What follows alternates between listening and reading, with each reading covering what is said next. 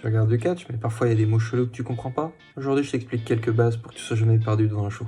Le kayfabe, c'est tout ce qui fait que le catch paraisse réel, que ce soit les rivalités, les trahisons, les alliances. Tout ça, c'est de la mise en scène. On critique souvent le catch en disant que c'est fake. Ce n'est pas fake, c'est scripté. C'est un peu comme une série télé que tu suis chaque semaine, avec des rebondissements, des surprises et des gens qui se battent aussi. Ça, c'est cool.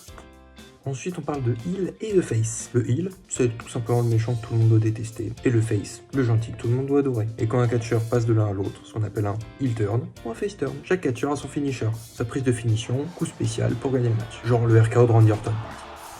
La pop, c'est la réaction du public. Quand une musique démarre, quand un catcheur fait un gros move, si la foule explose, c'est une énorme pop. Dans la Bienvenue à Clash in Paris, le public français est le meilleur du monde.